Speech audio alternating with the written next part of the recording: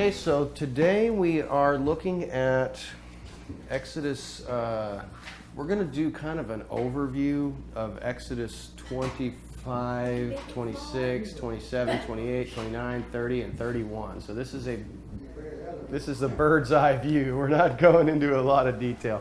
This is the document that I sent out to you guys this week. You may have printed it out, you may not have. It's just some couple of questions per chapter.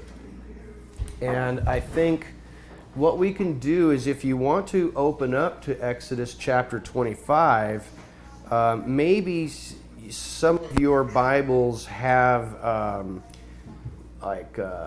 chapter headings or section headings that kind of detail what's in that section.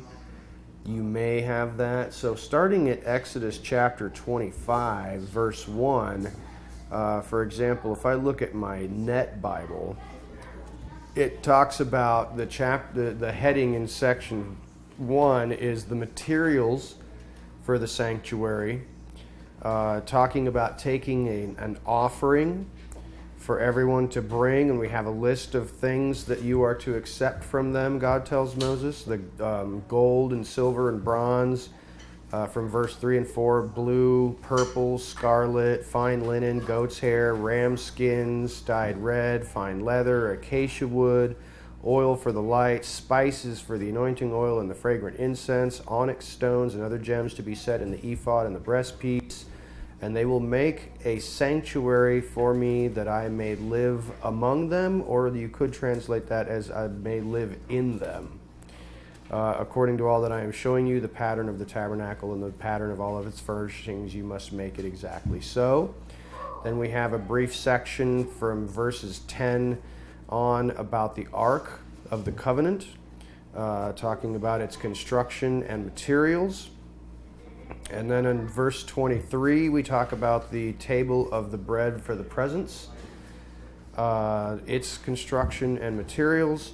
And then in verse 31, we have the menorah, the lampstand, and its construction and materials.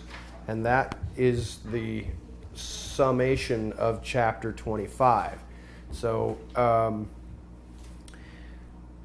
questions that I had that you may have pondered is, where did the materials for the Mishkan come from, and how were they gathered? Tracy? I found a few references that were interesting. Okay. In Genesis 15, back when God made the covenant, Elohim made the covenant with Abraham, he tells them they're going to come out with great substance. In verse 14, he says, "The nation whom they shall serve I will judge, and afterward they shall come out with great substance." And that word is property, goods, possessions, livestock, utensils, you name it. So that's an indication of where some of this came from. Yeah. And then again in Exodus 3:21, "I will give this people favor in the sight of the Egyptians, and it shall come to pass that they shall not go out empty." And again in Exodus 12:33 through 36, the people took their dough, being bound on their shoulders. The children of Israel did according to the word of Moses, and they borrowed of the Egyptians jewels of silver and jewels of gold and raiment. So there's some indicators of where all this stuff came from, I think. Yeah. Doesn't seem likely that these slaves would have had a lot of earthly possessions. That's not typically what you would think. I thought it was interesting in the beginning of 25 that to get these supplies, it was an offering from the people with their heart. Yes, yeah, absolutely. A voluntary offering. I think that's absolutely critical. Yeah, this was not a tax or required. It's like the people, if their heart moves them, to make an offering. Yeah. There's something interesting about that. If you look at the building of Solomon's temple, it says slave labor. So these were unwilling people. So I'm not sure what that's about, but there's a great difference of these people willing and of the heart and wanting to do this with the tabernacle, but the temple is quite different. Right. When I was looking at that construction of Solomon's temple, I know that some of the enemies that remained in the land were made servants, slaves to chop wood and carry water and quarry stones and stuff like that. So yeah, that they would have used. It seems that Solomon used the labor of some of the peoples that he had conquered, or his father David had conquered, that were still living among them in the northern part of Israel. And so yeah, that's definitely true. If you've listened to Mark Biltz talk about King Solomon, there's some interesting stuff there, for sure. But I think it is definitely significant that the people gave a voluntary offering, and this is the plunder that they got from Egypt. The wood. People have asked, where did the wood come from? Well, it is possible that the wilderness where they were going through was not like it is today, that it was just barren and devoid of any vegetation. It's certainly possible that in those days, we're talking about 3,500 years ago. It's certain. Maybe after 1 million people were there for 40 years, that is certainly possible too. The Israelites could have deforested the whole place. I mean, if it was a wilderness and didn't have a lot of trees to begin with, 1 million or 2 million or 2.5, 3 million people going through that area and living in that area for 40 years, they may have completely depleted the wood reserves for building temporary structures and building the tabernacle and using it for firewood and who knows what else. If there may have been some wood there and they just wiped it out. But it's also possible that the climate and temperate has changed and that it's changed. But it's also possible that they could have carried out some wood from Egypt. But how likely is that they would have been able to carry enough wood to take with them, especially to burn for fuel? I mean, they could have used animal dung to burn for fuel, which is certainly possible. Keith? Have you ever seen pictures of the Tabernacle, and like you were mentioning last week, where you take the rings and you put the rods through it, and the way it holds the walls up? But these walls look like at least 1x8s or 1x6s. Yeah. To get a piece of wood like that takes a pretty good tree. Yes, it does. Absolutely. And so, it's certainly possible also that they could have,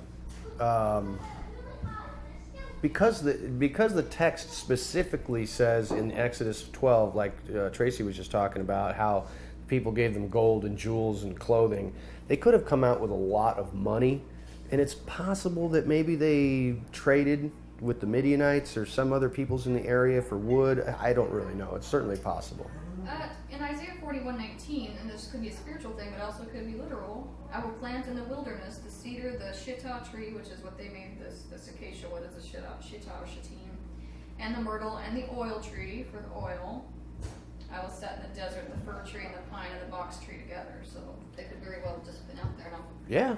That's something that we did not throw out there, is just miraculous, supernatural supplementing of what the people needed. I have no problem with that either. So they certainly, from the text directly, we can see that they had gold and jewels and the stuff needed in that regard. But as far as wood and animal skins, they certainly could get that stuff in the wilderness. But the wood, yeah, it certainly could be that there was wood there provided for them. Take note of where the pattern of the Mishkan came from. Did you note that in this section? How do they know how to build this stuff? Keith? It says, make the tent and all its furnishings exactly like the plans I am showing you.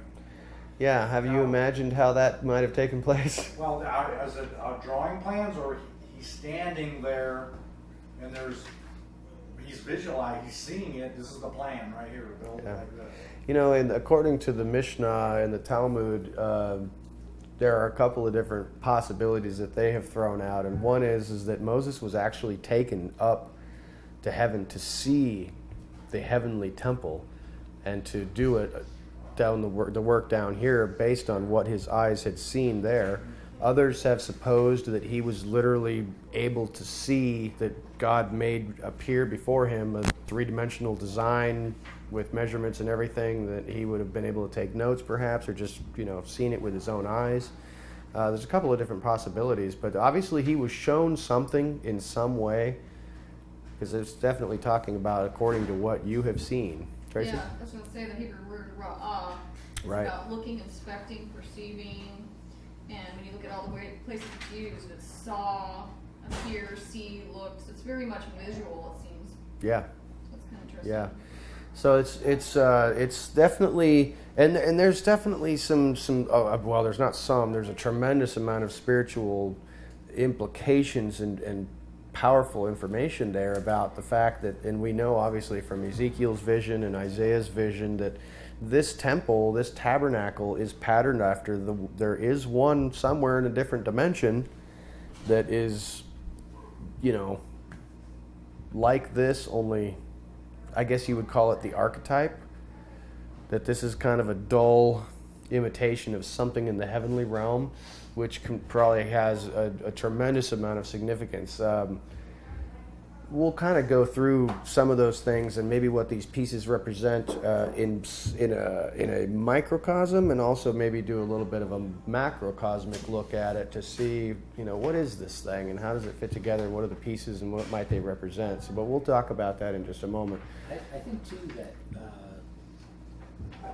both the people that made the garments and the fabric, and then the people that actually crafted everything in gold, it says that he gave them the spirit of wisdom to be able to do these things. Yes, Aholiab and Bezalel. Yeah. So not only was Moses given the direction on how this should look, but then if he just told you how to build that, would you really know what he's talking about? Like, right. So these people were also imparted with the wisdom to be able to carry this out. Yeah, absolutely. That's an interesting insight as well. And I think also if you look at the names of Bezalel and Aholiab and you translate those directly from the Hebrew, you find some interesting things too. So what is the stated purpose of this Mishkan, this tabernacle? Keith?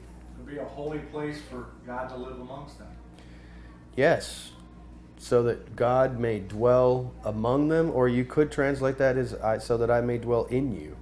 Now, if you were to translate that word, so that I may dwell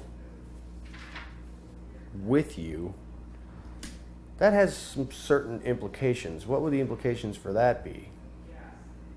How do you imagine that working itself out in everyday life and in the spiritual life of the people, where God himself will dwell among them? And then we can compare and contrast that with what that might mean if you translated it as so that I may dwell in them.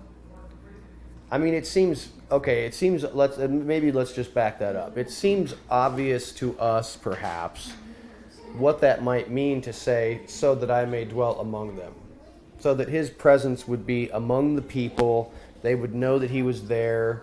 What were the signs that they would know that he was there? Well, there was a pillar of cloud at nighttime, and there was Cloud. a flame of fire going Right. up out of the Holy of Holies, or at least out of the tabernacle, Right. in the daytime. Okay, so his Pillar of fire, presence. this is what it's called. So his presence would be known based upon the Like the sign. TC today, when you see it on somebody, hey, that represents God, God's word, God's commands. Right, right. It was a visual helper, or whatever. Yeah, a visual sign. Yeah, absolutely. So that much, I'm sure you could explore that topic quite in depth, to say what does it mean that God would dwell among them, and that, I mean, that would in a spiritual sense, you could say that would translate into the people having more faith, more confidence with the visual sign that their God is with them, his presence is there. But what if you were to translate that term is so that I may dwell among them? Now that takes it to a little bit of a deeper level. How would this tabernacle affect God dwelling in them? In today's, after the cross, it would be the Holy Spirit living in us. We are considered the temple of the Holy Spirit. And if we're living the way God wants us to live, our light will shine and people will see that there's something different about us. and maybe one what we get. Mm-hmm. Either that or one kill us. And I think this is the beginning of the pattern for that dwelling. So first, do what I've told you to do. This is how I want you to do it. This is how I want you to make it. And then my presence will dwell here. Yeah. Right? And then it's the same statements are made when the temple is built. If you do this, I will dwell here. If Right. you don't, I'm gone. Right. And then in John 14, it's got all the same if-then statements. If you do this, if you love me, follow my commands, and I will abide in you. If you abide in me, I will abide in you. Yeah. But it all starts with following that command first. Yeah. Yeah. Excellent insight. So I think that's a good point that you've made about talking about pulling this together with this presence of the Spirit of God, dwelling in and among His people. Tracy? I don't know if you're going to touch on this or not, but it's interesting with the Hebrew words. With the tabernacle word is mishkan, Mm-hmm. and the word dwell, or I think it's dwell, dwell among them in verse 8 is shekhan. So the Right. only difference is the mem in front of the word. Right. So Yeah. And that's the mem is representing water. Water is kind of representative of the Spirit, perhaps, life, the Word. Interesting insight. Yeah. so the tabernacle literally means to dwell. Yeah. That's excellent. So note which pieces of the Mishkan are discussed in chapter 25, and why do you think that they might be discussed first? What is the very first thing that is made mention of? The Ark of the Covenant, The Ark of the Covenant is first, which is the throne. followed by the table of showbread, the bread of the presence, which is interesting that that's second, and then the lampstand, the menorah, is third. So what do you think about that? Those three, that is the first thing that is mentioned, is the Holy of Holies with the Ark of the Testament, and then the table of showbread and the lampstand. What is the key significance of those three pieces, and why are they mentioned first? Tracy? Well, one thing that I think is about him starting with the ark is very significant. That's in the Holy of Holies. That's like it. That's what's in the center. And so when he's giving the instructions to Moses and Israel, he starts from the inner man and works out. Mm-hmm. And when they actually go to build it, we'll see that they start out and work in. Yeah, absolutely.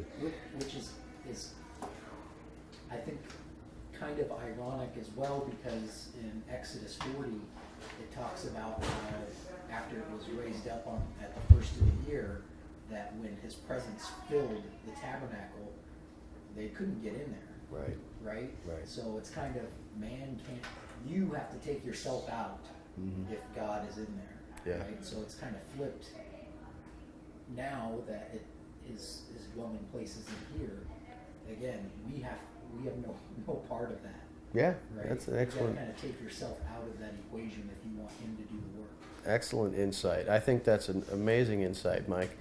That frankly, when the presence of God was making itself known, that the whole place filled with smoke to where they couldn't even get inside. And so I think that's an excellent picture of God taking over the life of the person, His Spirit filling them and guiding and ruling in that place, and that you must become smaller and He must become greater. That's an excellent point. Tracy? Also, too, with this ark, the measurements are interesting. Mm-hmm. Because they're 2.5 by 1.5 by 1.5, which makes 3, which is always significant in Scripture. And I don't know, it represents Father, Son, and Spirit. It very well could be, but also the word acacia also can mean to pierce, scourge, or whip. So that reminds me of Messiah. Yeah, absolutely. Interesting insights.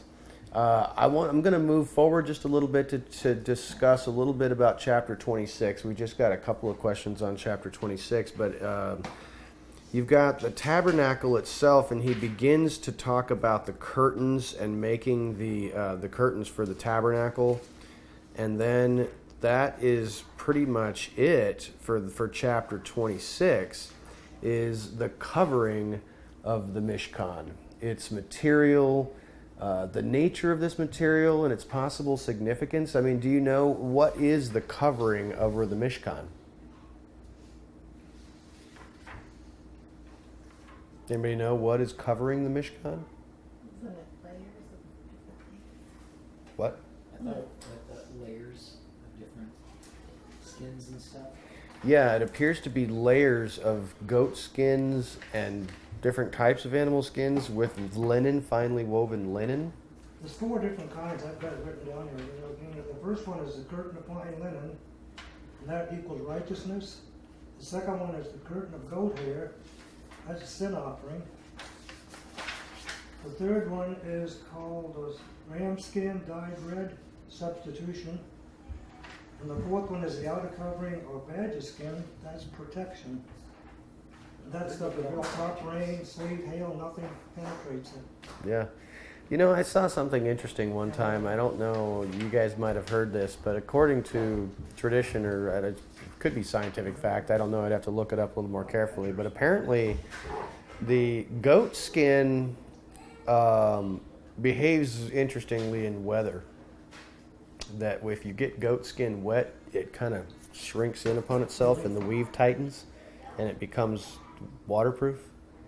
But then when it dries, it loosens and begins to breathe again, and then the air can pass through it. So that's kind of interesting. That's why they use goat skins for their tents. They still do, it's my understanding, for in the Middle East, a Bedouin, these goats, traditional little sukkahs made out of goat skin. Tracy?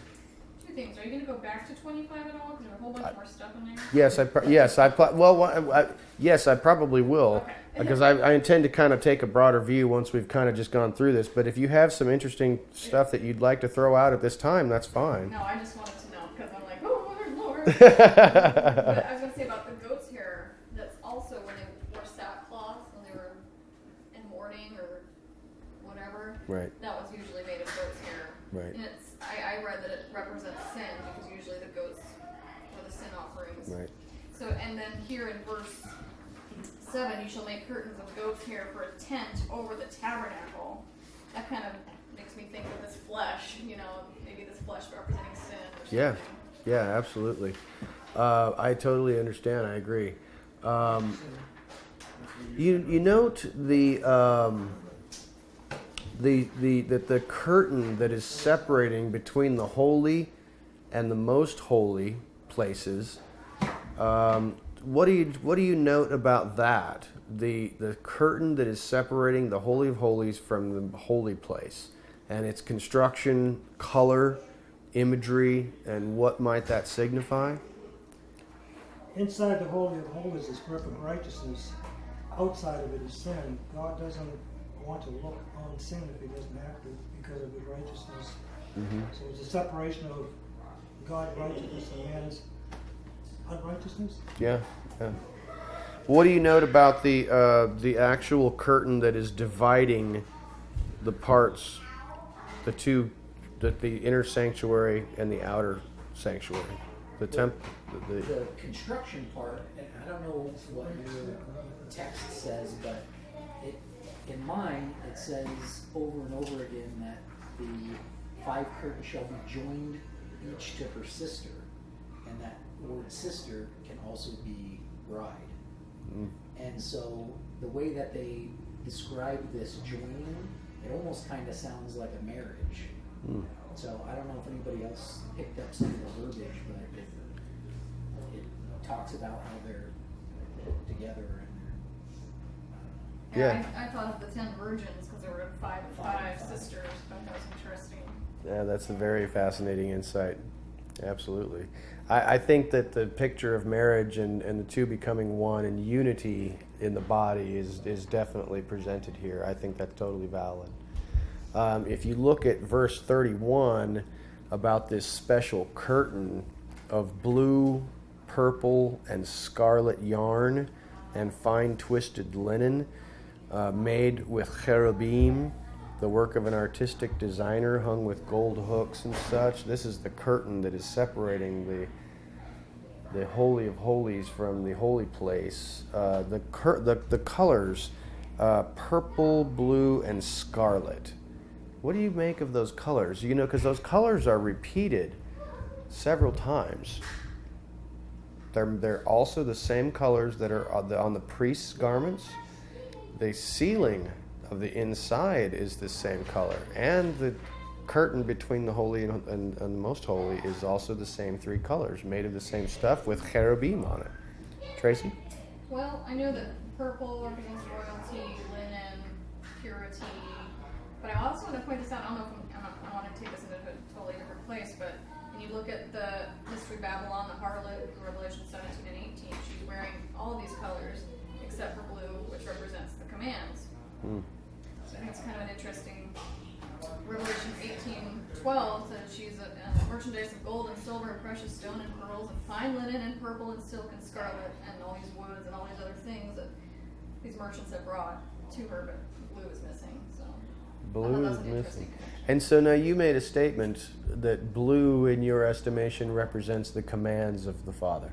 I think so, because of the tzitzit, the blue thread that's supposed to remind you of to do his commands. I like that. I was just wondering where your backup was, and I was checking you. And you had some. That's good stuff. Nicely done. I think the scarlet, we see that Toleth worm again. Oh, yeah. Yeah, excellent observation. Yeah. So I'm going to move forward to chapter 27, unless anybody has anything that they just want to throw out about chapter 26, anything else of significance, and then we'll kind of back up a little bit and look at it in overview. I have kind of a weird thing. A weird thing? I like weird things. What do you got? Tesla theorized, according to the Nikola Tesla? Yes. Okay.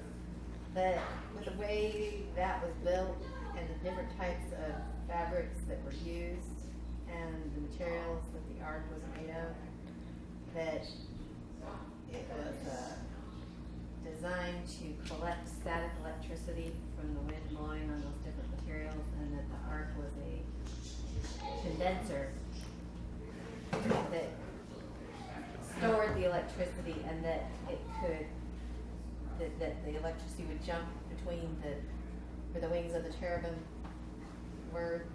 You got a spark jumping between there.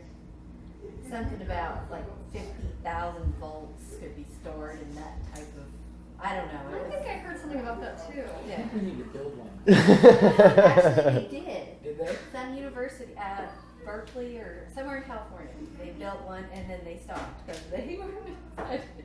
I think they got nervous about what They were about to pull an Indiana Jones. Well, you know That's what I read. But I think that could be entirely valid, and I have no problem with that. Because science to me always explains just a tiny little piece about God. And if God gave them the instructions to build this thing and somehow it was a magnetic resonance generator that was pulling electricity from the air. Well, he is energy. I am to dwell somewhere. He has to find a way to harness that without killing everyone around him. And that's why the dude touched it, it And died. they touched it and they got electrocuted. I'm okay with that. That's totally fine with me. Go ahead. Just to tie into that blue thread, I just noticed that the 10 sisters, 5 and 5, that were joined were supposed to have a blue at the edge of one curtain. So it kind of sounds like the tzitzit. Yes, it does. Yeah. It absolutely does. Excellent insight. Yeah, I like that quite a bit. Looking at chapter 27, we have next the construction of the altar. This would be, this is the brazen altar, starting at the beginning. And then we're going to build the courtyard in verse 9 of chapter 27. And it's talking about all of the fine twined linen and purple and scarlet and, you know, those same colors being on the outside curtain. This would be for the entire big enclosure. And then we've got the oil, pure olive oil, so that there can be light before the curtain. And then they'll arrange it, the light from evening to morning, the lasting ordinance. So the construction of the altar of sacrifice and its materials and its place within the Mishkan Is there any possible significance to that? I don't know if you can see through this picture here, but that would be the big brazen altar there. Notice what part inside the tabernacle did we not talk about yet? We've gotten we were inside the Holy of Holies, and we had the Ark of the Covenant, and then we had the table of showbread, and then the light, the menorah. But then we moved outside to talk about the altar. The altar of incense is missing. Well, that's the prayers that go. Yeah. So, just an interesting note how this is presented. It's like first we have the Ark of the Covenant, and then the table of showbread, and then the menorah. But then we move outside to do the brazen altar for the sacrifices, and then we got to go back inside to put in the incense altar, which is smaller. Once you get to the lake. The laver is coming up later, but I just thought it was interesting and take note of that that part was left out, and it almost seems like an afterthought, but obviously it's not. But think about the significance of the order in which these things are actually presented to us and presented to be built and put together. So the outer court and its dimensions and purpose and possible significance. So now this one has all white linen around the outside. Is that your understanding of this text about the curtains that will surround the outer court? Where are you at right now? I'm looking at chapter 27, and we're looking at the outer court, the large enclosure. All the posts, twisted linen, made out of twisted linen. So we assume that it's white. So, I mean, this is not terribly strong. I mean, I suppose that a person running at a good clip could perhaps launch themselves right through that fabric. Well, you do notice that he does talk about what side facing the sun, facing this, facing, you know what I'm saying? Yeah, the tabernacle, the door that opens is always facing east. Yeah. So why do you think that is? That it is always, I mean, when they built a permanent one, when this thing was stationed in the wilderness, why is it the door always facing east? I think because when the high priest goes behind the curtain, the Ark of the Covenant is stationed east to west. He goes between the two poles, and that's where he puts the incense and the shovel on the altar. That's where he puts the blood on the altar. He just kind of goes in the side, goes in, does that, then he backs out. So I think that's why. That if it was the other way, he would have to walk in further and go around the side, and it would be a lot more difficult. Angela, sorry. This book here seems to indicate something about when they were sent out of the garden, they were sent eastward, and for atonement, they would return westward. So, if the door is on the east, to get to the atonement, going west. Messiah's blood is going Back to west of the Ark. Yeah, Messiah is coming from the east towards the west. That's an interesting insight. That's what I was going to say, is that in the case of the rising of the sun, which is a comparison to Messiah, also Judah came from the east, and Messiah was of the tribe of Judah. So I think it's messianic in nature. Yeah, absolutely. So did you guys follow what Jerry was saying about when the ark is placed in the Holy of Holies, the two The rods, staves, the two rods stick staves out are. and they hit the curtain. Yes, right. Right. So when you walk in, you walk between the two rods to sprinkle the blood. Yes. And so that means, I guess the way the It throne has is to be placed, east to west. that is if there was a position, because that means the two cherubs are actually facing this way. North Yeah. and south. Yeah. Then how could Right. he, No, east and west. They're east and west. So, like, these poles are wrong in this Are they picture. wrong? Should be going that way. so then how could he come in and come in between if the poles were going that way and he ended up going between the poles? Well, you see, that's what I'm trying to discover now, because That looks right. would you visually, because you No, those poles go the wrong way on the rail. You can get 5 pictures of that thing on the internet, and 2 will have them going one way, and Yeah. 3 will have them going the other. You know, frankly, I have always wondered about that same thing myself. I mean, if you have an Ark of the Covenant that is, you know, roughly rectangular in shape, and it's a throne, where how many you guys have seen Michael Rood's presentation on what the angels would have been configured like, where they're actually their wing is forming a seat and the other one is up. I really like that idea. I thought it sounded so much better than these 2 angels with their wing. You can't sit on it. It doesn't look like a throne if the 2 wings are going forward and they're touching. But if the box is like represented by this configuration, and they're standing here, and one of them has its wing this way, and the other one is doing the same thing. It's forming a seat with the other wing out this way, or at least maybe even that way. I'm not sure. But now, which way did the staves go?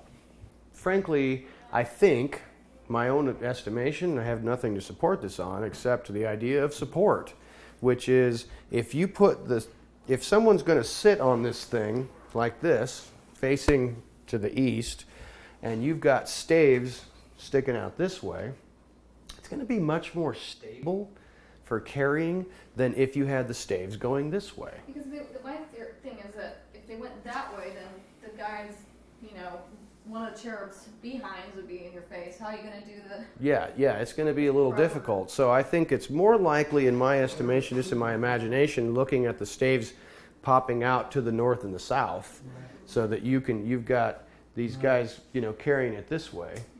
But, you know, if you look at a lot of, when you see, like in the movies in Middle Eastern culture and stuff, where they've got these divans, where they're carrying a couch, for example, the person is sitting like this, and they've got several people going behind this way and that way, and front, you know, the people are carrying it this way. That's also pretty stable. It would be slightly awkward, I think, maybe if you were carrying it this way and the person's sitting there. Under the feet. Yeah, right. So it's just some speculation, but it's interesting to think about. But I think that the way it's described, how the poles you could see in Solomon's temple, it says pretty clearly that the poles were poking into the curtain. Yeah. The curtain that was separating the Holy of Holies. It says you could see the shape of them, but you couldn't see them. And so it seems clear that they were actually going that way. But does that help at all to visualize? Well, I think my understanding is, and that Jerry's saying, yeah, when you walked in, you stayed between those 2 poles. You walked in, and that forced you to be on a particular side of the ark. That way no blood went on the other side, because there is a belief that's growing that side did get anointed with Messiah's blood. I heard that, yeah. So you're on this side, and you're sprinkling the animal blood from the sacrifices. There's no way you're going to get any over on that other side. That's reserved. I see what you're saying. Yeah, that would make it turn kind of weird, though, wouldn't it? What's that? If you're looking at it, sprinkling it on the... Oh, you're talking about the backside. Well, when you walk in, you're on one of the sides. Yeah, which side? Well, they knew how to place it in there. The east. You're on the east side, on the east side. And you're talking about Messiah's blood would have been sprinkled on the west side. Because if it's looking forward and it's this way, then he would have been on the right hand side of the throne. Okay. And this was the. I see what you're saying. That's interesting. Which, so the west side was not touched. Well, yeah. I mean, if let's pretend, for the sake of discussion, that that's east, okay, and that the seat is, you know, rectangular like this, and the wings are going like this, and their wings are out and touching the walls, like it says in Solomon's temple. Then the priest is approaching, like you would approach any throne with the king on it, from facing the king. Okay, the king is on his throne. You're here now. The east side of that Ark of the Covenant would be right here, the front part of the seat. The back side of the seat would have been the west part of it. Right. The north, the south. So is that what your understanding is, Keith? I'm saying with the that poles sticking out this Wait, way through the curtain. I'm thinking, so you're visualizing it that it's rectangular, and then you've got the angels like this, right? One on this side, one on this side. That's rectangular, right? Yeah, yeah. So they actually, and the staves run this way. They actually turned it. So you came in, if you went between, you were forced on this side, and it may have been facing that way. Okay, so if they turned it, then that means the chair of the king was not facing the priest at all. The king, if he was on his throne, he would come to the side. Yeah, he wouldn't come directly. the king would be sitting down facing south, and the high priest would be approaching from his left, and the staves Right. sticking out that way. Right. That's what I've seen drawn. That if the staves are out that way, and if it's positioned that way, if they go along the sides That's the way Rico presents it. or along, Watch that. so You know, I got to tell you, I don't like it. That doesn't make sense to me, but I guess I mean, I don't know, and frankly, hey, mea culpa. I told you when we started this that I have no idea what I'm talking about. So don't blame me. But what I am saying is that just logically doesn't make any sense to me. How is if you're approaching the king on his throne, he's not looking this way, and you're coming in from this way? That's a little weird. right.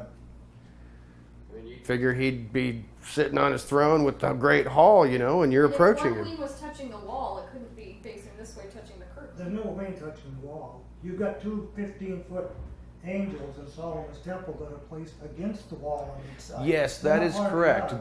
They're not part of the ark. That is correct. Oh. That is Okay. correct. You don't have that in the second temple, and you didn't have it in the tabernacle, but you got it in Solomon's temple. That is correct. Those are two separate statues that I don't know if they were in front of or behind the ark. I don't remember. But yes, those were not part of the ark. But, again, this is the throne, right? We know that it's the throne of mercy. It's the throne of God. And however those angels that were built as part of it are configured, it's still a throne. I don't know. There's 100 different pictures of them. Yeah, absolutely. And I think that Michael Rood's supposition was just as good as any. Which The orientation of the staves. the orientation of the staves and how that this thing, I mean, frankly, it is pictured as a throne. I mean, look how this is. Okay, now it's rectangular this way. See how it's shaped? Yeah, you longer can't. this way and narrower, but yet they put the staves that Yeah, way. you can't sit I on think the that. stage should go. I think that that's probably right. Might be right. I don't know. I've always But if thought it was the- the other way, but I think I might have thought wrong. Angela. So it's hard to say. You can't sit on that. But what I'm getting at is, I don't know if you could sit on it anyways, because they got their wings, they've got both their wings covering the throne. I don't hear So I don't know if you could sit on it anyways. We're all attuned to our own children. You'd have to sit like this. Yeah, that's definitely a weird thing. Some they'll show it up like this, a wing out. He's just sitting on the edge of it. Some of them both wings out. You may approach. why couldn't someone have taken some photos or whatever? Okay, so Mike has asked a question about the blood being on one side. Now, I do know, I can't cite you a specific place, but you can look it up where there is blood sprinkled on the Ark of the Covenant only once. Now, that is not even during the Day of Atonement. That is only when it was actually, and I don't even know that it's blood. It might just, I think it was blood. On one side, it actually signifies which side. I think it was the left side. I could be wrong. When they built it, had blood sprinkled on it. What the commissioner? Like it was anointed with oil and blood sprinkled on one side of it. And that the theory was through Ron Wyatt and Michael Rood. I don't know if you saw that, but They did. yeah, that he had a theory that the Messiah was crucified outside the city, and that Hezekiah and the priests Jeremiah had brought it down the sand elevator into the tunnel system underneath and had stashed it away underneath the Temple Mount somewhere. And then when the centurion pierced the Messiah's spear, in his side, that the blood, there was an earthquake, and the blood would have run down onto the ground and into the cracks and actually fallen on the other side of the Holy of Holies, the Ark of the Covenant, to anoint it with the blood of Messiah. A fascinating and crazy hypothetical, but Very cool. Could it be? Who knows? Do we know what the sides were? Do we what? Know which side? Going around water was Yeah. on the west Did side. Tracy find it? And it is atonement, it's in Leviticus 16. So it happens once a year. Yeah. Okay. He shall put, well, this is what I found anyway. He shall put the incense on the fire before the Lord, that the cloud of incense may cover the mercy seat that is on the ark of the testimony, otherwise he will die. Moreover, he shall take some of the blood of the bull and sprinkle it with his finger on the mercy seat on the east side. Okay. Also in front of the mercy seat, he shall sprinkle some of the blood with his finger 7 times. Okay. Interesting. So, If that theory was correct, In the front. the interesting thing about where the tribes placements are is Judah is on the east, right. and Ephraim and Manasseh is on the west. So if the Messiah's blood was bringing that house back together, It came from the west, it would have been on the west side. on the west side. Interesting. What do you say? He I was was- just saying that if this theory was correct in the tribe placement around the tabernacle, Judah's on the east. Right. So you've got their sacrifice being done in that Blood on atonement. the east. And if the Messiah's blood dripped on the west side, Ephraim and Manasseh's on the west side. Oh, that's awesome. That is an interesting idea. Also, just while we're on the ark, I just wanted to point this out. I don't know what it means, but the name Aaron, if anybody's looked into that, it doesn't Yes. tell you really. Have you Aaron is the same word as ark. Yes, the only difference is there's a hay in Yeah, his name, yeah. Aaron, and the ark is Aaron. Now, I'm using this as a connection to Abraham and Sarah and Yehoshua. The difference in the names is the hay. When he changes their names, like he's putting his name on them. Yeah, absolutely. With the hay. So Yeah. I'm just.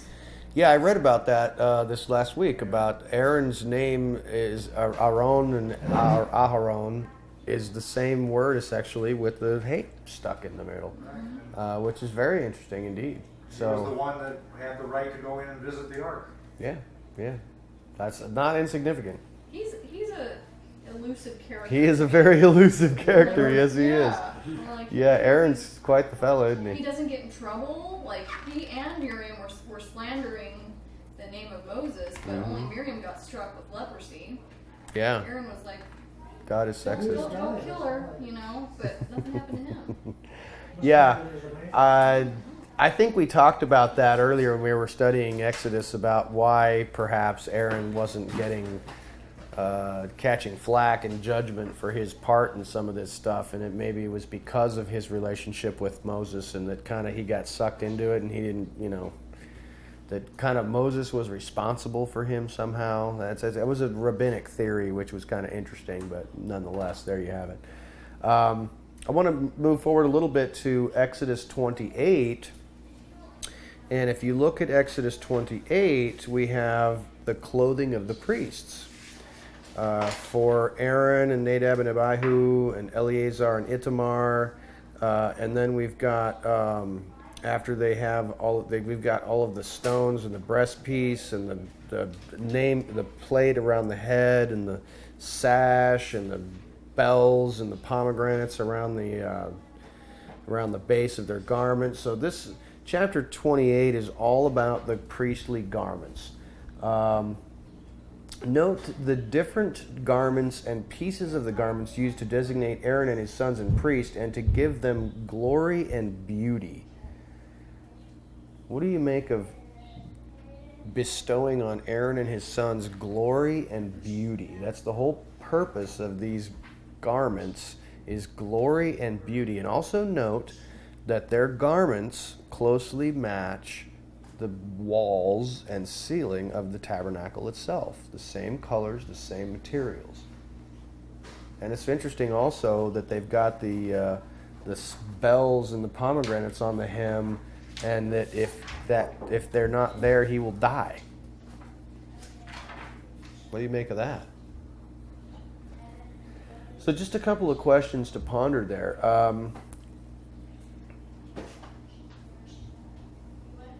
Why do you think, frankly, let's just start with that. Why do you think that the priestly garments are the same colors and construction materials as the Holy of Holies itself?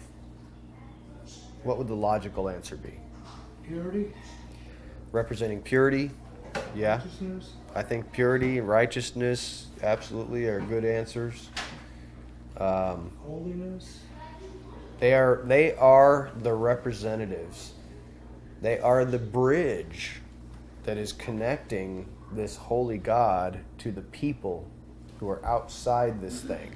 Remember that's also a key point here, that that family is the only people that are allowed to actually enter this building at all. And only the father, the high priest, the Kohen Hagadol, is the only one who's able to go into the inner room. But that family is the only one who can enter this building at all. Now, the whole tribe of Levi can work in the compound, but only the family of Aaron and his sons can actually enter that building.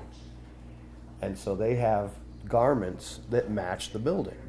Maybe it's an allusion to the idea that the building as the temple will become, that the person will be the temple, just like the tabernacle was, the person will become the dwelling place, just like the tabernacle was the dwelling place, so he's dressing both of them the same. Okay? And to add to that, I think that it's important to note that this New Jerusalem, the foundation, in this final stage has the same, or most of the same stones as their breastplate. Yes. Same ones, I think. I was short by 3. I couldn't match up. Okay. Also consider that not only are we individually a temple of the Holy Spirit, but all of us collectively are stones to build the temple. So you got a dual analogy here, where you yourself are a mini temple and you are a stone that is part of a larger temple, which is built without stones, without hands, but which is somehow all tied together with this. It's absolutely fascinating, and I think it all goes back to the stated purpose of the Mishkan from chapter 25, so that I may dwell in them or among them. There's a big connection here to God being with and in his people. And Moses and Aaron, and his sons, if you want to think about it like this, that they are a bridge between the remaining people of Elohim and Elohim himself. They could also be a representation of Messiah himself as the bridge, the conduit. Tracy's dad had an interesting point to kind of back that up with the stones. You know how On the breastplate? Right. Okay. And he says in Revelation that he's the beginning and the end, Alpha and the Omega. Well, in Revelation 4, it says that the one sitting on the throne is like jasper and sardis, which is the first and last stone on that breastplate. So I thought that was a pretty cool. Yeah. And that sardis is Adam, the same 3 letters that spell Adam. So we know it's a red stone. It's interesting, the connection to Adam somehow. Reuben's name is see you as son, so my thinking is about, and I think his banner or signet was a man, but I'm thinking that might be connected to somehow, stone being connected to man in the beginning. Not sure about Sardis. No, that was the first one, the other one. Jasper. Yeah, I'm not sure about that. Yeah. Jasper, my understanding is that jasper is similar to a diamond, clear, white. It's my understanding. I could be wrong. I used to have a cat named Jasper, and so I looked it up. There's also 2 stones that they keep in their pocket. 2. The Urim and the Thummim? Yeah, and that and it's helps behind them. the breastplate? I don't know where that pocket is, but they're supposed to be in their pocket, and it helps them make decisions. You mean the dice? The dice, yeah. Yeah, nobody knows what the Urim and the Thummim are, but my understanding was that they're actually in a little pouch behind the breastplate. It's the part of the breastplate. It's behind it, in it, or something like that. It's kind of interesting. It's kind of weird, too, that you have, on the priestly garments, you have 2 stones, one on each shoulder, with 6 of the tribes on one side and 6 of the tribes on the other, and then 12 stones representing all 12 tribes in the center, with the Urim and the Thummim tucked into a pouch behind this breastplate. It's very interesting. And then, of course, a turban of some kind with a little headband, that's got a plate on it that says "Holiness to Yehovah." Wasn't that fish head? Yeah. Yeah. Better than the Dagon people, huh? So yeah, it's very interesting, and I think something that was interesting to me was these last two questions that I put on here for chapter 28, and which is number 5. Why are there bells and pomegranates on the hem of the robe, and why will the priest die if they're not there? This is directly related to sound, and he's almost seems to be saying, if I don't hear you, I will kill you. How would you interpret that? Well, I know that I've heard that about the bells is if the high priest went into the holy place and died and had a rope around him, or if the bells stopped ringing, they knew something happened. Yeah, that's definitely something that I had heard as well, and that seems like a practical application for the bells from our perspective. But this is a command given directly. It's like he must have them so that he may not die. What are the pomegranates made out of? They're sewn on. Embroidery. Was that what Andy and Stacy were thinking? And Andy and Stacy had supposed that the pomegranates were actually not pomegranates, but were actually almond blossoms. Well, how does this get translated to pomegranates then? Pomegranate, the word wasn't even invented until much later. So it's some kind of fruit, isn't it? yeah, like palm is French for apple, and I saw something on it on YouTube. The kids were watching about language, where every fruit used to be called palm, but the pomegranate, like we use it, referring to that one specific fruit with all seeds inside. Right. That's a real recent thing. That's like the J in the English language. That's not something that. Yeah, I couldn't speak definitively about that, but if you wanted to, you could look it up. And if you find something interesting, in chapter 28, verse 33 is where that word is found. Chapter 28, verse 33, the Hebrew word for pomegranates is actually rimon. It literally just means tree or fruit. So the translators turn that into pomegranate. Well, because palm is a fruit, and somehow in there, because it was palm, it went to palm. Now, what's interesting is that its origin is from Hebrew 74:26, which is ramam, which is to be exalted, to be lifted up. So the root of that word that is translated as pomegranate literally is tree or fruit, or literally to be lifted up. So Lifted up fruit. Exalted fruit. the exalted What did, fruit. Tesla say, does the bells disrupt? They're made out of gold. They're So conductors. Some way to be grounded. But I'm not trying to figure out how to put in between each piece of gold with plan. Now, here's something curious also. My 5th question for this section was, the headband on Aaron's head is to cover the iniquity of the holy things. How do the holy things get iniquity? What verse is this? That is, let me just check that.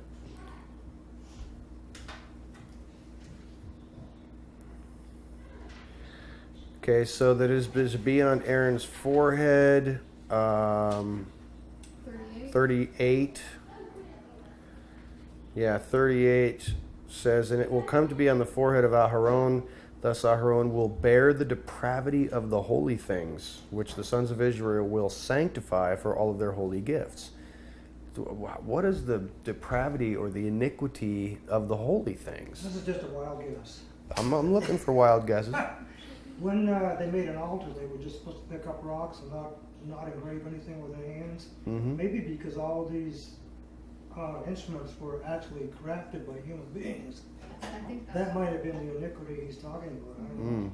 Interesting I idea. think so, because it says the holy things which will sanctify the sons of Israel to all their holy gifts. So it's kind of giving that Well, that's what they need to indication. call it. Yeah, because they're the ones bringing the gifts, maybe. Sure. So and I have an idea in my own mind from some of my other readings that it's, and you can correct me if I'm wrong, and you share an idea that's opposite to this, but it seemed to me like the iniquity of the people could infect the holy things. In chapter 29, it says, "And you shall offer a bullock of sin offering daily for atonement, and you shall purify the altar in your making atonement for it."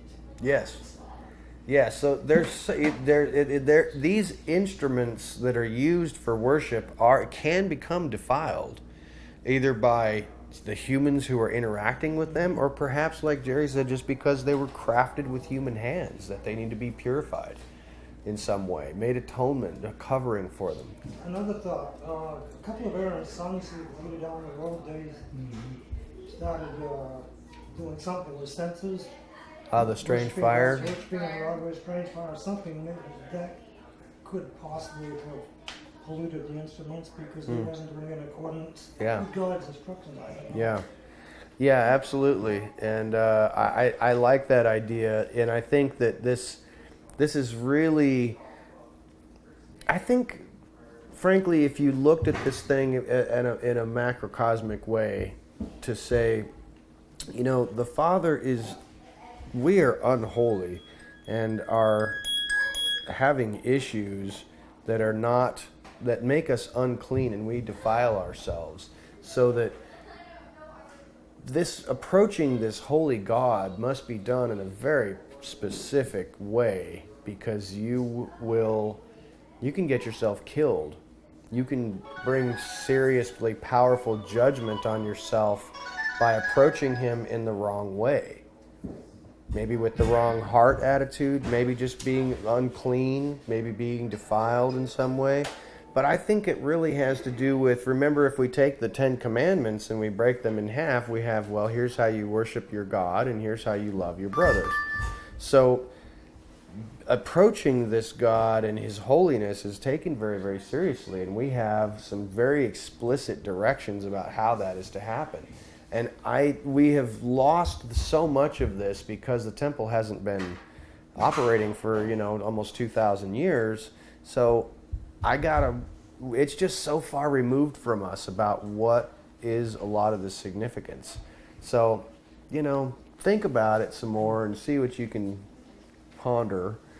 But I think it really has to do with how you approach God and describing the holiness of God and how you have to approach him. Just an idea that I had. Exodus 29 is talking about the consecration of Aaron and his sons to serve as priests.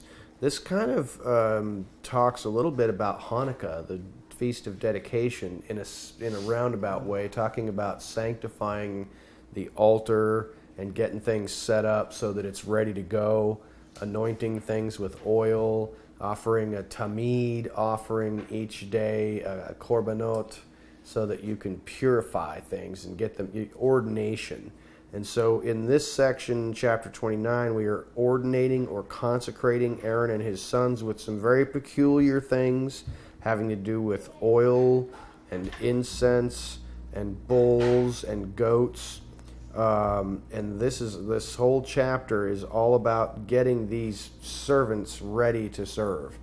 And one of the interesting things is that Aaron is a Messiah. He is an anointed one.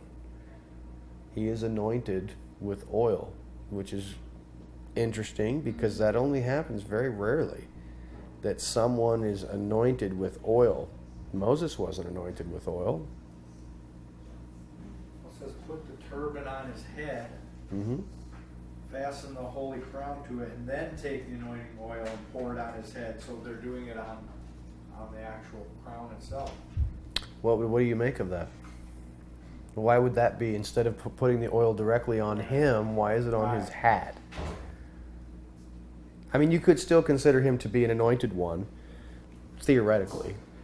But do you think there's any difference? Because when you look at the kings, like Samuel anointing Saul or David, how would you describe that difference between it being poured directly onto their heads versus Aaron having it poured onto his crown? Well, wait, pour it on his head. You know what? You could still be wearing that, because when I've seen it, they pour it on the forehead and it drips down on the nose and everything. We know So- it dripped down his beard.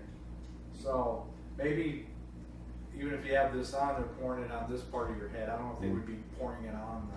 Because there's a psalm that says how beautiful when brothers dwell together in unity. It's like the oil's on Aaron's head dripping down his beard. So instead of maybe head, maybe they're saying on his face. I don't know what the word is, but really.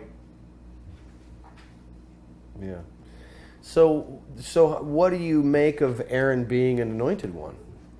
Does that coincide with what we were talking about earlier with Well, you possibly? have to be anointed to be able to approach the throne. True. I mean, Do you think that ties in with him being a type of Messiah, an Right. intermediary High between priest, God and yeah. man?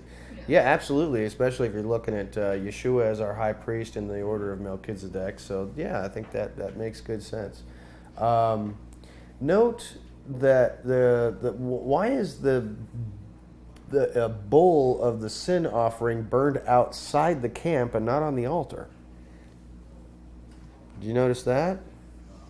The bull of the sin offering is burned outside the camp and not on the sin altar. Tracy?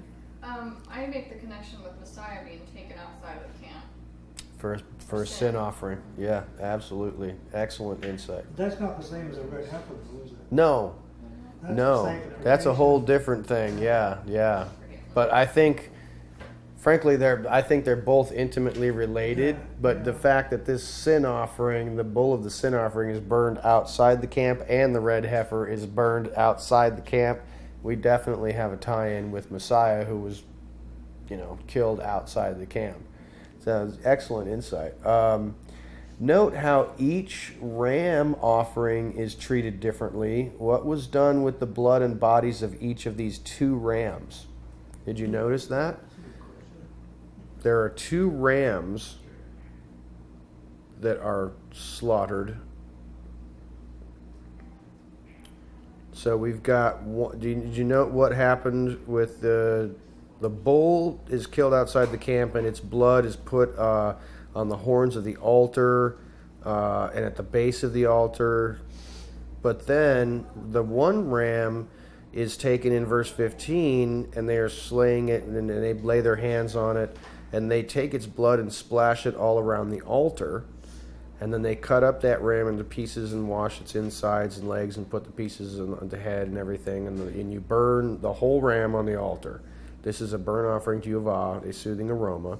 Then you take the second ram, and Aaron and his sons will put their hands on its head, and they kill it, and they put some of its blood on the tip of the right ear of Aaron, and on the tip of the right ear of his sons, and on the thumb of their right hand, and on the big toe of their right foot. Then you take some of that blood that is on the altar and some of the anointing oil, and they sprinkle it on Aaron and his garments and on his sons, so that he may be holy in his garments along with his sons' garments. So do you note that the first ram is killed and the blood is put around the altar, but the second ram is killed and some of its blood is put in very peculiar locations on the bodies of Aaron and his sons? Always the right. Always on the right side. The right ear, the right thumb, the right big toe. The blood would go on the right side of the altar. Was theirs the temple? This is their altar. I don't know, their right side. Interesting. Tracy? This is also the same cleansing ritual for the leper in Leviticus 14. Very The leper interesting. and the priest, even with the oil, he's given putting oil on him and everything. So, and at the end of that, it says, "This is the Torah of him who is a plague, who is a plague of leprosy, whose hand could not reach to his cleansing." So I know there's some kind of connection there with the priest and Interesting. the leper. Yeah, very interesting. So what do you think that the right earlobe, the right thumb, and the right big toe might be what might be the significance of those body parts? The ear, the hand, the foot. Oh, that's interesting. for hearing, the hand is for doing, the foot is for preaching the gospel or taking the gospel. I don't know. And so, in Hebrew literature, in the Talmud and the Mishnah and the Gemara, do you know that they assign certain significance to the right and the left? Are you aware of that? The right side in Hebrew thought is always the spiritual. The left side is always the physical. That is not good and evil. It's not fleshly or anything like that. It's just spiritual, physical. That makes total sense, especially when you think about the goat representing the flesh, and how when Messiah comes, he separates the sheep on his right and the goats on the left. Yes. So that In does- fact, I've been studying in Matthew lately, and there's a lot of stuff in Matthew that has to do with the left and the right, and that pattern is continuous. Of the spiritual is always on the right, and the physical is on the left. Now, you got to keep in mind that it's not talking about good and evil. It's not talking about pure and unpure. It's just physical. There's just spiritual and physical. That the two are. We are spiritual beings with a physical body. It's all tied together. And I think that you're right when you talk about the ear for hearing and the hand for doing the works and the feet, shod for the preparation of the gospel, walking the path. I think that those are good ideas to tie that together, and that they are sanctified with the blood of the sacrifice through those three parts of their body on the right side. So it's pretty interesting.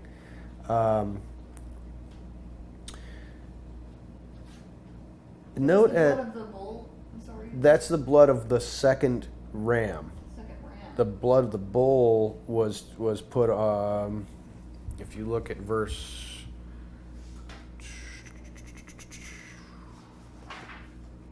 10 and 11, you are to kill the bull before the Lord at the entrance to the tent of meeting, and take some of the blood of the bull and put it on the horns of the altar with your finger, and the rest of the blood you pour out at the base of the altar. And then the blood of the first ram gets splashed all around the altar, and then the blood of the second ram is where they actually put it on the right earlobes and thumbs and big toes. Is this also daily? No, this is just for the consecration the consecration ceremony. Okay, So- this bowl is different than the daily atonement bullock.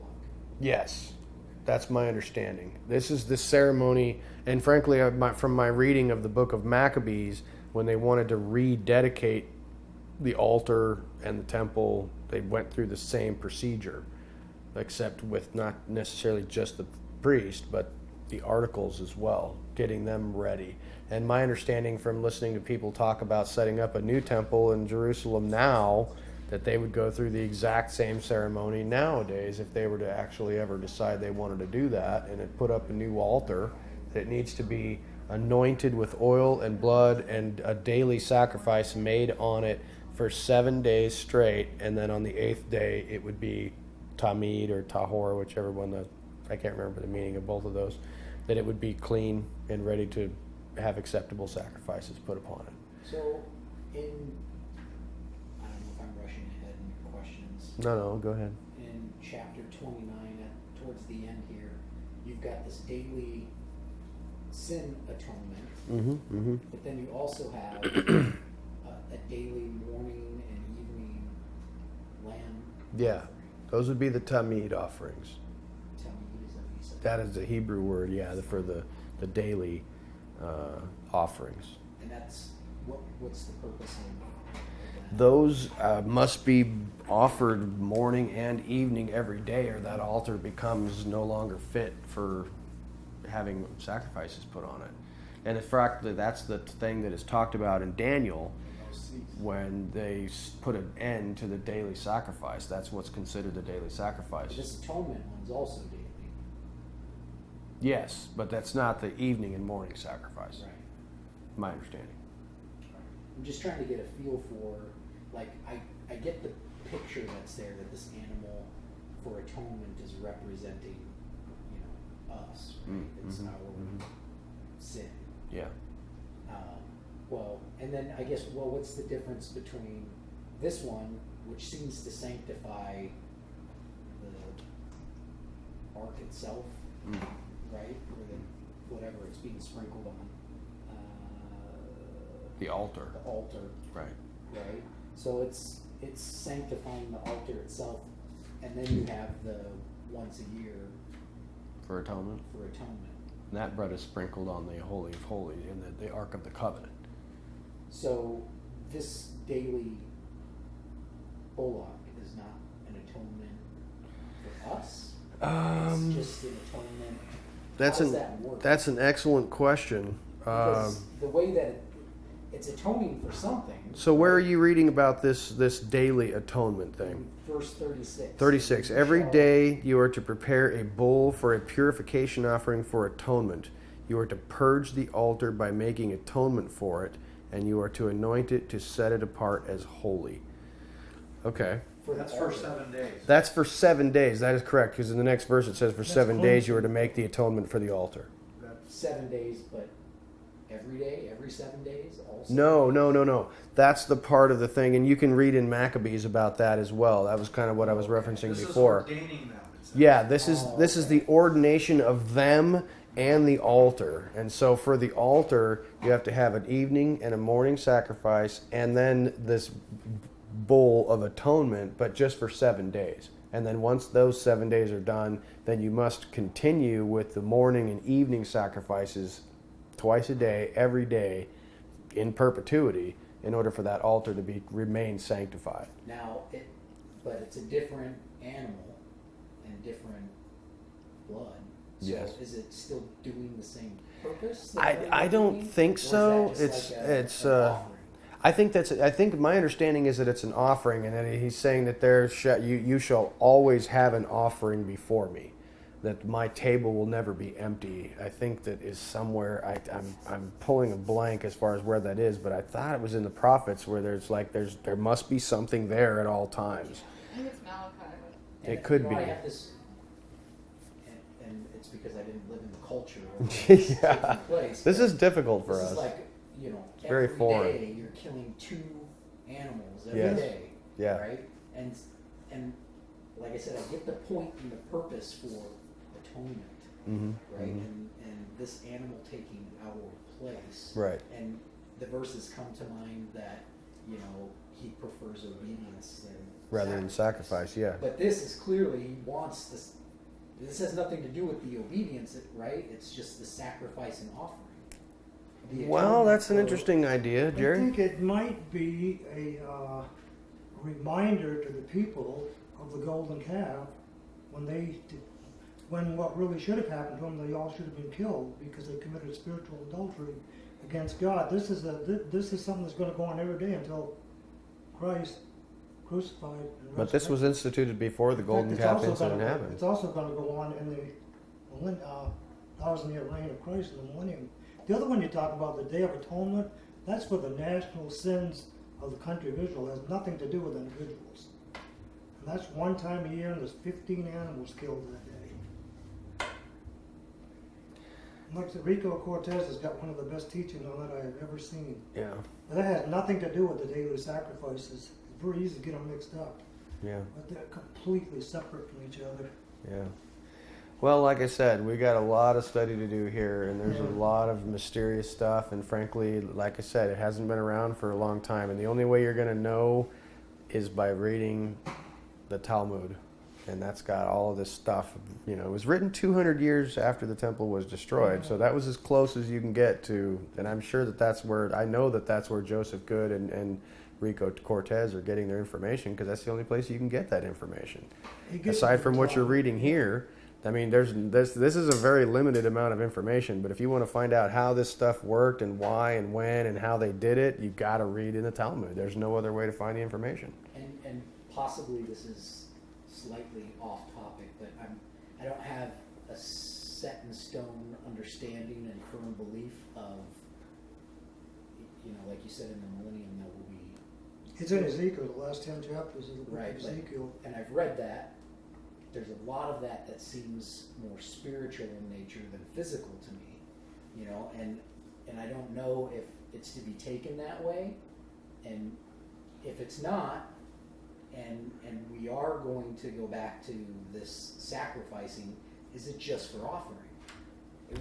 Would it be for, we've already had our atonement. We have, Inside. the people born in the millennium haven't had. And there's going to be a king, not a savior there.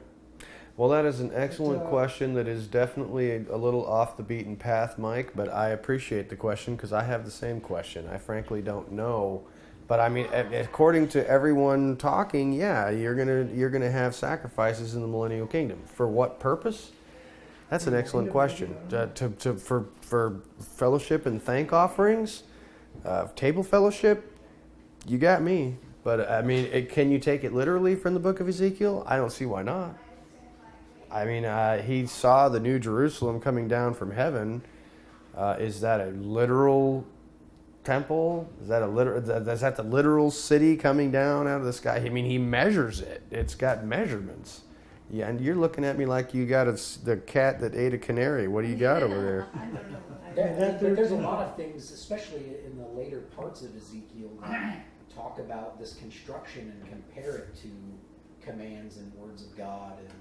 And there's a spiritual aspect to the building of it. You've got a God who created this universe, and his ultimate goal is a building? No, it's bigger than that. It's gotta be.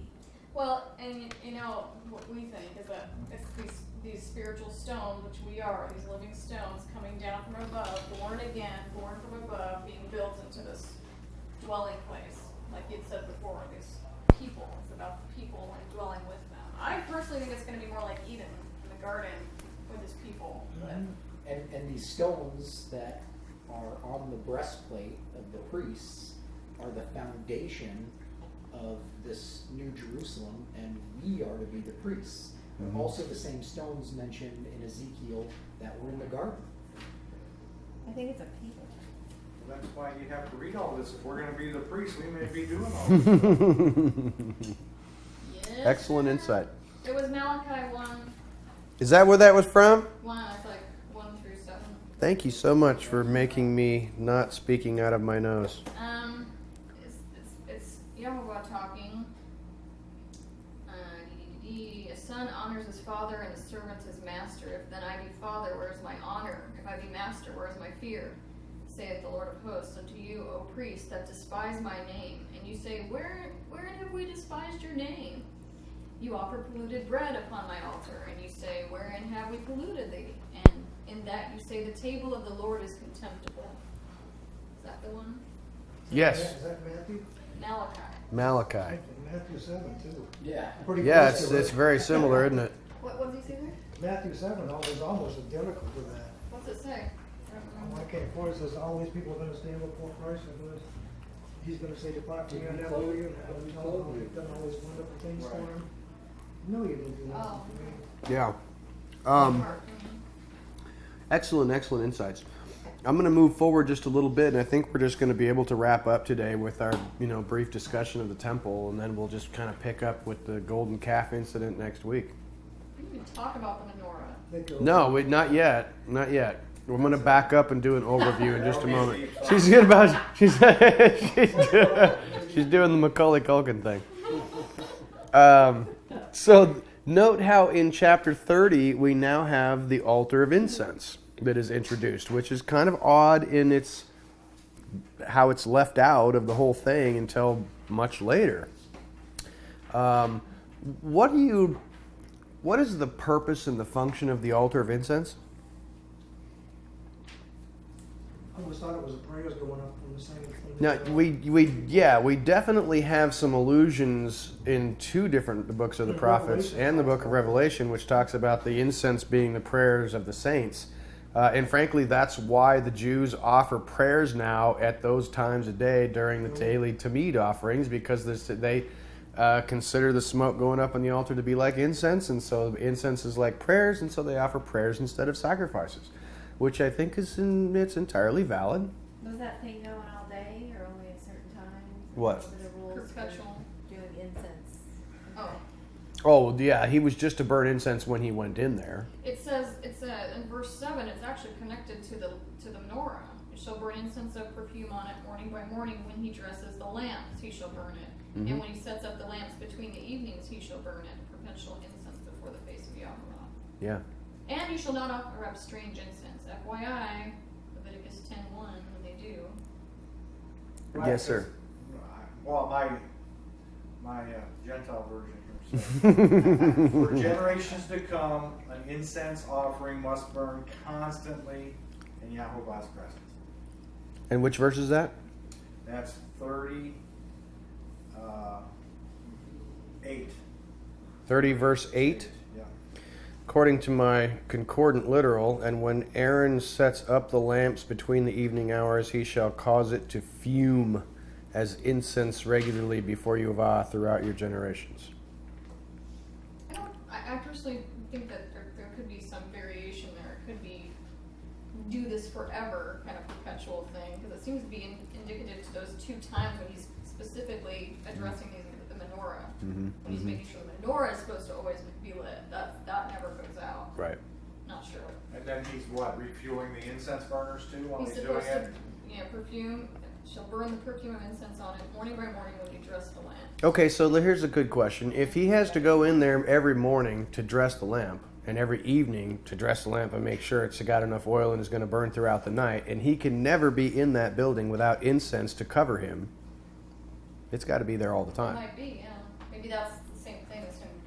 Yeah, that's keeping like, it going. yeah, it had, that place has to have the incense, because it's my understanding is that incense is not only as a sweet smelling aroma, but it is creating a cloud of something that is blocking the vision, that is a protection, a separation kind of between the holy person, the holy God, and this Isn't there high a curtain priest. there? Yeah, there's also a curtain, but it actually, if I'm remembering correctly, that the incense is thrown out there as so that you may not die. Please, sir. Also, he likes the aroma. It's a special mix. Yes, Yahovah likes aromas, okay? he seems that to. constant aroma there, that's pleasant to him. Mm-hmm, And I've seen other teachings about what spices are perfectly mixed to get that aroma. So there's a recipe he gives to. Yeah. That you're not And supposed to do. Yeah, that no one else can Right. have. Yeah. Well, if it is connected to prayer too, and Paul says in 1 Thessalonians to pray without ceasing, that kind of mirrors that idea of the smoke continually going. Yeah, yeah. And also in this section, you have special ingredients and purpose and sanctity of incense, and special ingredients and purpose and sanctity of anointing oil. So we have special anointing oil and special incense that each have very unique ingredients which no one can duplicate. Interesting stuff. I wonder if the aromas are also, I don't know about you, but smell triggers memory. It certainly does, yeah. Only to do it right here, Mm. like keeping them focused. That's an excellent idea, yeah. Very nice. Doing it. And you know what else is interesting too is if the priests are entering that place where there is continuously that smell, that's going to stick to their clothing. And they're going to go out into the camp, and that smell is going to waft by anybody who happens to be nearby, and it's going to bring to mind, just like you said, the Holy of Holies, the holy place. I think that might be tied in together somehow. Jerry? From what I understand, there was one family that had the secret to how this incense was made. Mm. And I don't know if that family is still in existence today, but when they made it, the smoke from that incense went right, no matter whether the wind was blowing or not, it always went right straight up. One family had the secret. It was passed down from generation to generation, and they say that that you could smell that all over the city of Jerusalem. Yeah. This is part of Rico's teaching where I Yeah. get that from. Yeah, it's probably in the Talmud. But I thought that was kind of interesting. Yeah, that is interesting. That is very interesting. I'm going to just move forward a little bit to chapter 31, just to do a brief overview of that. In 31, we are talking about Bezalel and Aholiab, the two people who are the master craftsmen who were consecrated to construct these holy things. Did you note what tribes these guys were from? Bezalel and Aholiab? Any ideas? Judah. Which one? See, you're right. It's some Bezalel is from Judah. Bezalel is from Judah. Let's see, the other guy. And Aholiab. his name is from Dan. Aholiab is from Dan. What do you think of that? What do we know about the tribe of Dan? Means judge. Aren't they the ones that didn't want to come across? Was there something? No, that would have been the Manasseh and They set up altars. Gad. Dan was the first to set up pagan altars. Oh, right. Wasn't it somewhere in Dan where they took a woman all night and they found out about it? They cut her up into 12 pieces or something and took her all over Jerusalem and they condemned her. Or was it a different tribe? Benjamin. That was Benjamin, yeah. Or Benjamin? Yeah, interesting. So did you note the meaning of these names? Mm-hmm. What do you think of that? What about Bezalel, in the shadow of Elohim? What does in the shadow of Elohim make you think of? The image of. That's a good idea. I like that. Note also that he was of the tribe of Hur. Bezalel was. Also, The family of Hur in the tribe of Judah. Then there were two Israelites. Mike? his father, Uri, Mm-hmm. is fiery. So fire being like God Yeah. creating the shadow. Creating the shadow, yeah, absolutely. Yes. Very interesting. And then Aholiab is Father's Tabernacle. So yeah, this is definitely some interesting stuff here, these two guys.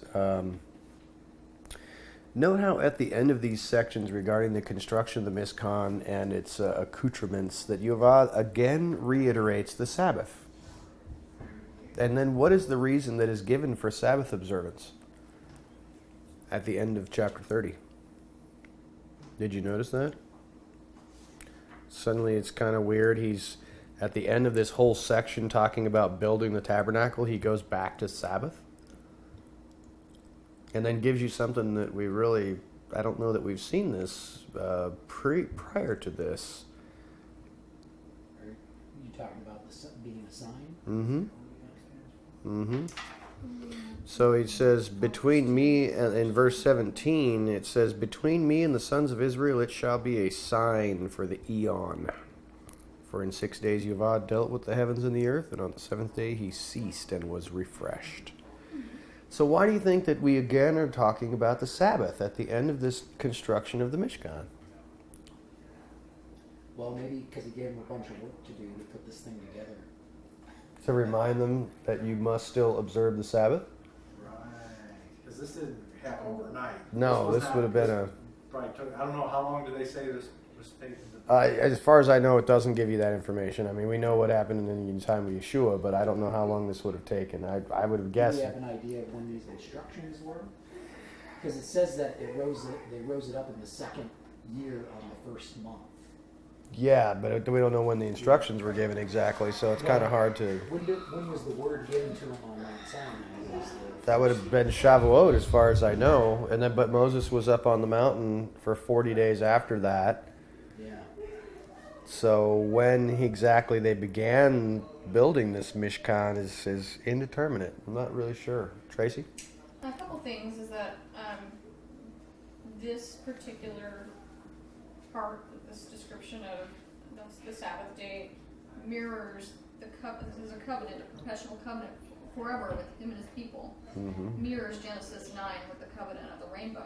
Hmm. The wording is almost exactly the same. Sign. Yeah, and so it's interesting that everyone, in the Christian community accepts the covenant of the rainbow still, but not the covenant of the Sabbath, which is almost verbatim.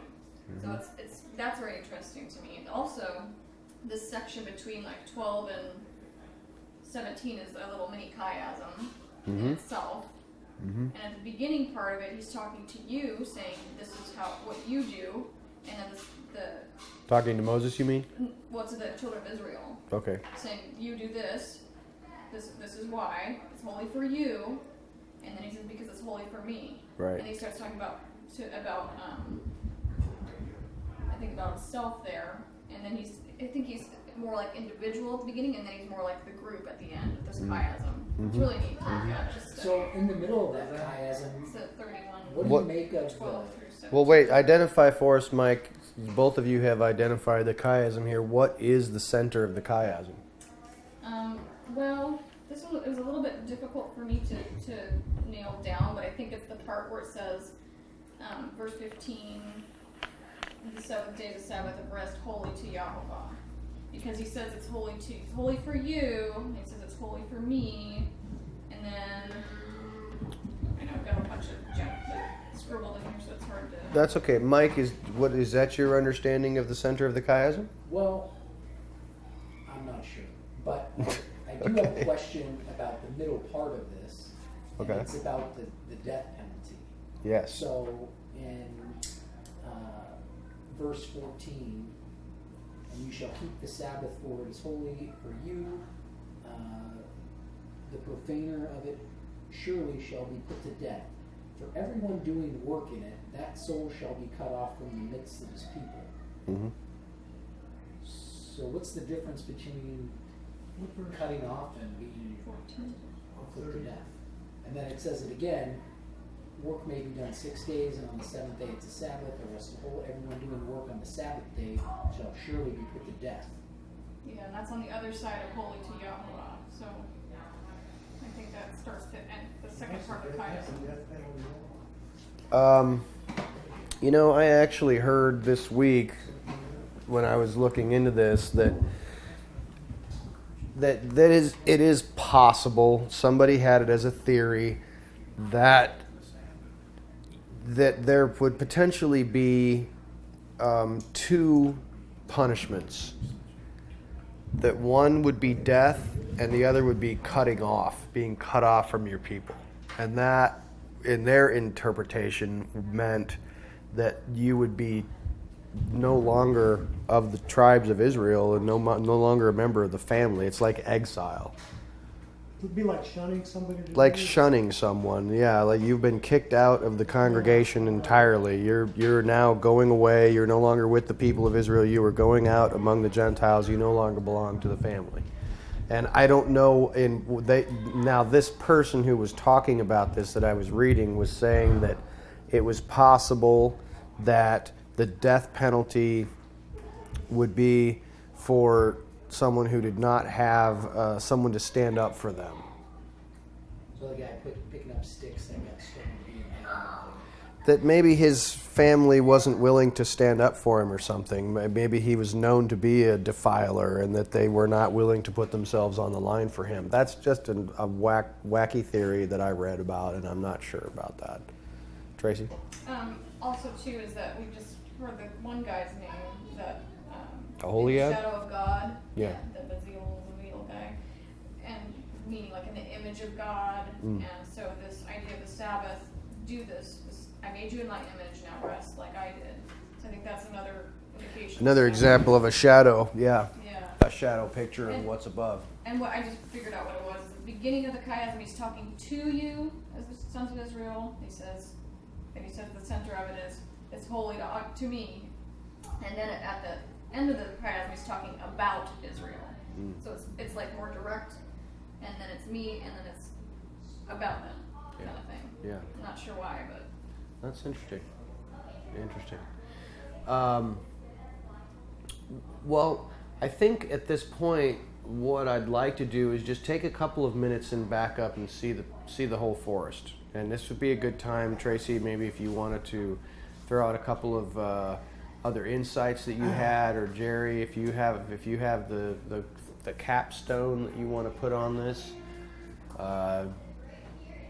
Keith, any insights into taking this thing as a whole?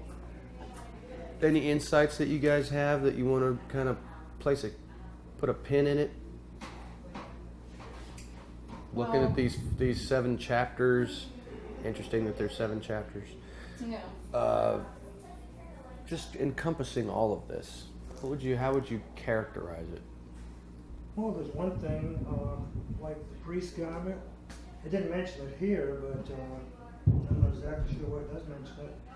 But if the high priest rips his garment, like the high priest did at the crucifixion, he disqualifies himself to be high priest. There's a second one standing in the wing to take his place. I just thought it was kind of significant when the high priest at the crucifixion did that. He was no longer high priest. Did you know that the Wasn't rabbis? anybody take his place, as far as I know. Did you know that the later rabbis have nullified every decree that Caiaphas made as high priest, Really? except for one, And which one is that? the crucifixion of the Messiah? I mean, I believe that Christ became the high priest at that time, and if they'd have torn his robe, which they threw dice for, they would have disqualified him to be high priest. That's why they do dice for what one Oh, person interesting. Interesting insight, Tracy. Well, just about, and I think I've talked about this before, so I don't want to front on it, just that the menorah is very significant. It's a representation of, I think, the tree of life, because I believe the tree of life to be an almond tree, and this menorah representing Messiah, being the fourth one in, and the one that all the other branches come out from, and mirroring the lamps in Revelation, and the 7 feast days, they all line up with this. I mean, it's huge, and I think it all is just like, this is the parable of all of these things, this little menorah here. And it's Yeah, the menorah is huge. It really it is. represents the word of God, which is the tree of life, which is Messiah. Right. And it's got the 22 almond blossoms on it with the 22 letters of the Hebrew alphabet, which is the word of God. So Yeah. it's awesome. Yeah, there's so much, and that's why this is I feel so wholly inadequate to discuss these things, because you could take each one of these implements in the temple and just go into so much depth and dimension about its meaning and significance.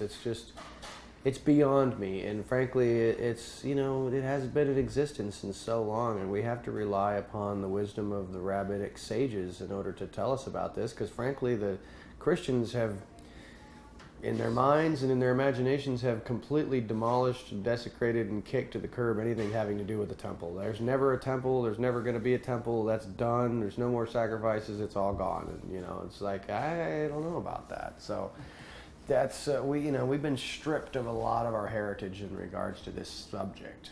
And like I mentioned before, this subject covers a big section of the entire Bible, not just the Torah.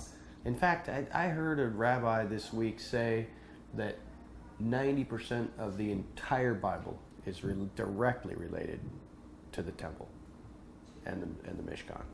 Keith? Well, now, Tracy mentioned the menorah, how important that is, but I believe in the fact that the Ark of the Covenant is going to have to come back. Okay, it will be revealed again. Okay, and it was probably built with such grand craftsmanship that it survived. It's somewhere. It's going to come back, and that will provoke. However, it's revealed, it will provoke the building of some sort of temple. Whether they set up another Mishkan to house it, or they, Israel's got the money and the plans already to build a temple. Yeah. It's just the politics of the Temple Mount. Right. So right. the politics will. If they find an Ark of the Covenant, the politics will be set aside. They will house that thing. And then from there we can start moving forward. A lot of prophecies will probably start to happen. Yeah, absolutely. Tracy? And one more thing about the menorah too, in that center shaft, because that's where all of them come out from. That word is the same word, Hebrew word for thigh, where they would make the oath, put your hand over my thigh. And that reminds me also of when Messiah returns, he has a name on his thigh, which is King of Kings and Lord of Lords. And there he is in the middle, and that represents the Feast of Shavuot, when the Torah was given, and then when the Spirit was given at Pentecost. So it's just really cool. Yeah, it's so deep, so powerful. But I want to encourage you guys to maybe take a look at some Rico Cortez teachings. Look at Joseph Good. Listen to some rabbis talk about the Mishkan. If you want to in the Torah portions there's 2 Torah portions that this spans, and you can find all kinds of teachings. If you just Google and maybe do a YouTube search for those name of those 2 Torah portions, you'll find a lot of information. Some mystical stuff, some very interesting stuff. And then, of course, the rabbis will tell you about it from a very interesting perspective, and you'll be able to clearly see Messiah there, whereas that veil is still in place. One thing about Rico, some of his teachings are free and some of them you have to pay for. Yeah, that is true. I'm a member, I pay $25 a month and I get everything he's got. But Yeah. Well, Joseph Good is the same way. just so you know. Yeah. Joseph Good is the same way. He has a paid subscription website just exactly like it's on the same platform as Rico's. But you can Google and YouTube search, and you'll find some YouTube stuff with Rico Cortez, and you'll also find some YouTube stuff that's free for Joseph Good. But the good stuff that's high quality is going to be presented on those 2 guys' websites. So just an FYI. Let us pray, and we'll have a snack.